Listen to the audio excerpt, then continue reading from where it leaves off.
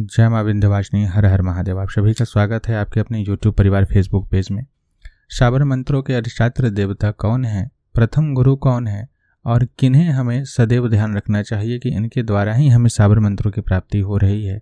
इनके रचयिता कौन है, इनके प्रणेता कौन हैं, विश्व में संपूर्ण रूप से इनका प्रचार प्रसार किनके द्वारा किया गया, यह हमें अवश्य जाननी चाहिए। तभी हम इन मंत्रों के प्रति और श्रद्धावान समर्पित हो पाएंगे। इन मंत्रों में जितना समर्पण होता है, इन मंत्रों के प्रति हम जितना आस्था और श्रद्धा का भाव रखते हैं, ये मंत्र हमारे लिए उतना ही लाभप्रद होते हैं, क्योंकि शाबर मंत्र सबसे तीव्रतम प्रभाव देने वाले होते हैं। वेदोक्त मंत्र बड़े अधिक लंबे समय में सिद्ध होते हैं, उनका प्रभाव भी जन्म जन्मांतर तक होता है।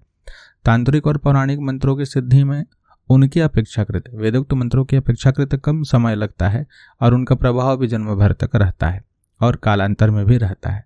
लेकिन शाबर मंत्रों की सिद्धि एक एक रात्रि में हो जाती है, लेकिन उनका प्रभाव भी बड़े कम समय तक रहता है।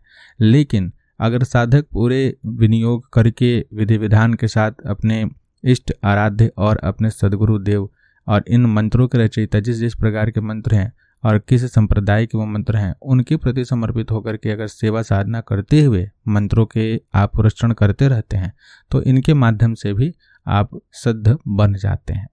तो प्रथम जो इनके अधिष्ठात्र देव हैं वो माना गया है कि भगवान महादेव हैं। उनके द्वारा और माँ पार्वती जो हैं वो आदि शक्ति के रूप में प्रथम किरात भेष में जब अवतार लिए थे, महाभारत काल में अर्जुन के समक्ष जब प्रकट हुए थे पाशुपतास्त्र देने के लिए, उस समय में जब परीक्षा के हेतु जो स्वरूप धारण किए हैं, यह माना गया है कुछ विद्वानों के द्वारा कि वही प्रथम शाबर रूप है और वहीं से भगवान ने शाबर मंत्रों की रचना आरंभ की है।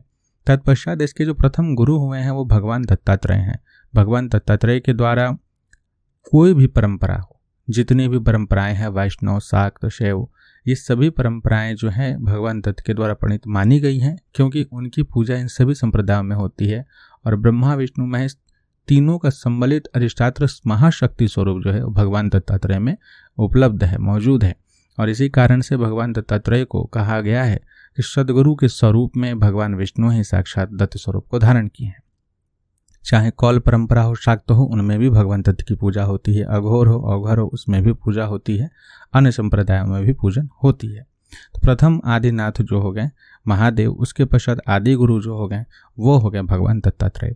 तत्पश्चात प्रथम नाथ जो है मच्छिंद्रनाथ, जिनको कि सबसे पहला माना गया है नवनाथों में। उसके पश्चात बाबा गोरखनाथ हैं, फिर गहनीनाथ हैं, तत्पश्चात चतुर्थ नाथ जालंधर नाथ हैं, पंचम कृष्णपाद या जिन्हें हम लोग कानिफनाथ कहते हैं, जो छठे हैं वो भृतहरिनाथ जो राजा विक्रमादित्य के बड़े भाई हैं।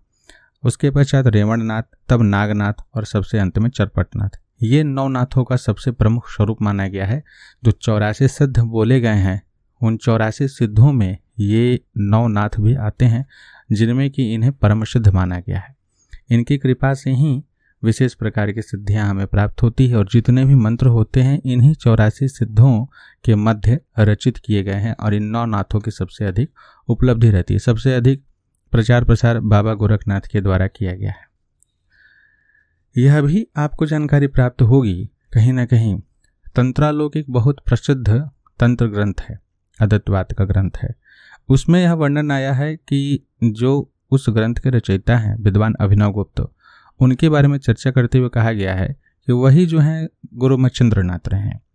तिब्बत और हिमालय के क्षेत्र में भी नाथ परंपरा के सिद्धों का, गुरुओं का पूरा प्रचार प्रसार रहा और उनके ग्रंथों में भी इन गुरुओं का उल्लेख मिलता है। आपको जानकर के आश्चर्य होगा कि बौद्ध ग्रंथों में नाथ गुरुओं को सिद्ध गुरु के रूप में उल्लेखित किया गया है और प्राचीन विद्वानों का तो यह मानना है कि नाथ गुरु मूल रूप से बौद्ध हो सकते हैं, लेकिन नाथ सिद्धांत और धर्मशास्त्र बौद्ध धर्म की विचारधारा से बिल्कुल अलग है। यह हमें जब जानकारी प्राप्त होती है तब ऐसा नहीं लगता कि इस प्रकार की कोई चीज़ हो सकती है। तिब्बती परंपरा में मच्छिंद्रनाथ को लुई पे के नाम से जाना जाता है, जिन्हें पहला बौद्ध सिद्धाचार्य कहा जाता है। नेपाल में उन्हें बौद्ध अवलोकितेश्वर के रूप में जानते हैं। यह जानकारी हमें होना चाहिए कि बौद्ध धर्म हो, तिब्बत के लोग हों, नेपाल के क्षेत्र में, और हर जगह जो है नाथ संप्रदाय के साधकों का बोलबाला रहा है और उनके विषय में माना गया है। लेकिन जो सबसे अधिक नाथ संप्रदाय में पूजन माना गया है, जिनको सबसे ज़्यादा पूजते हैं नाथ पंथ के लोग, वो हैं भगवती कैला देवी जी और माँ हिंगलाज माता। इन दोनों के दर्शन पूजन, इन दोनों से संबंधित विशिष्ट विधियां नाथ परंपरा के प्रत्येक संप्रदाय में आपको प्राप्त होंगी। और यह बहुत अच्छी बात है कि अभी तक इन सभी विधि विधानों को कहीं किसी प्रकार से उजागर नहीं किया गया है, किसी तंत्र ग्रंथ के माध्यम इत्यादि से भी एक गोपनीयता बरकरार रखी गई है। तो यह भी यहाँ प्राप्त होता है कि शाक्त संप्रदाय का बहुत अधिक सम्मिश्रण है। जिस प्रकार से आज के समय में यह बोला जा रहा है कि जितना ज़्यादा हो सके आप साधनाओं के माध्यम से, अनेक प्रकार की साधनाएं जिसमें बताई जाती है, जिसमें कि प्रमुख है आजकल बताया जा रहा है भैरवी साधना। लेकिन आपको जानकर के आश्चर्य होगा कि नाथ पंथ में अखंड ब्रह्मचारी होना सबसे महत्व की बात होती है और इसमें तामसिक पदार्थों का बहुत हद तक निषेध है। ठीक है, सात्विक स्वरूप ही जो है प्रमुख रूप से प्रचलित रहा है। हाँ, इसमें जितना ज़्यादा हो सके अपने शरीर को माध्यम बना करके योग इत्यादि के माध्यम से उसे इतना अधिक सिद्ध कर लिया जाता है, अपनी काया की ऐसी सिद्धि कर ली जाती है कि उसके माध्यम से हम परम सिद्धि को भी प्राप्त कर सकते हैं।